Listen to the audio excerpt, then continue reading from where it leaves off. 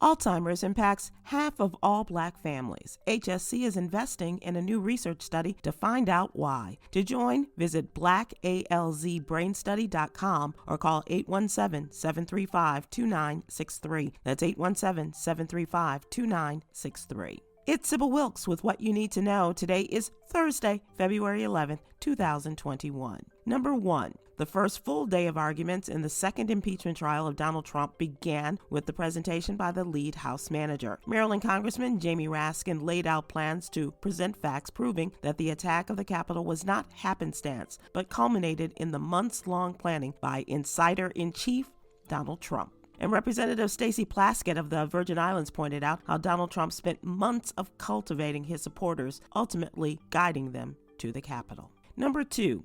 Austin Chenge, a Black Army veteran who describes himself as deeply conservative, has stepped up to challenge Michigan's Democratic Gretchen Whitmer in next year's gubernatorial race. In addition to running on conservative values, Chenge has vowed to replace Black History Month with American History Month. In an Instagram post this week, the Nigerian-American politician called Black History Month offensive, unfair, and maybe illegal. Number 3, researchers from Case Western University found that individuals suffering from dementia, specifically African Americans, are at an increased risk of becoming infected with COVID-19. The study revealed that among patients with dementia, African Americans had nearly 3 times the risk of being infected with the coronavirus as white patients. Health experts believe increased contact with caregivers, coupled with the symptoms of dementia, may increase patients' risk of contracting COVID-19. Number 4. 8 minority officers at a Minnesota county jail have filed a suit alleging they were not allowed to guard or interact with Derek Chauvin when he was arrested.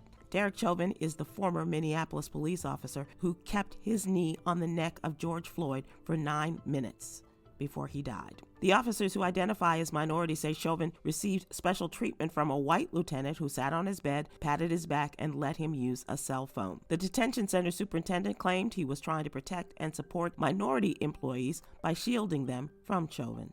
Number 5, the current valuation for wine stands at $300 billion globally, making it a very investable asset class. However, the primary investment market has not yet reached African American consumers, who collectively have $1.4 trillion in spending power. The industry has focused most of its activity with auction houses to offload vintage bottles and collections to wealthy Americans and Asian customers. Here's your daily inspiration from Yogi's Jewels. Do good, because it's good to do. Join me today live on YouTube and Facebook at 7 p.m. Eastern, 6 p.m. Central with George Wallace as we discuss today's top headlines and more. And thank you to our What You Need to Know partners, Alpha Kappa Alpha Sorority Incorporated and the University of North Texas Health Science Center at Fort Worth. To subscribe to my free daily newsletter, please visit SybilWilkes.com. Be informed, be empowered.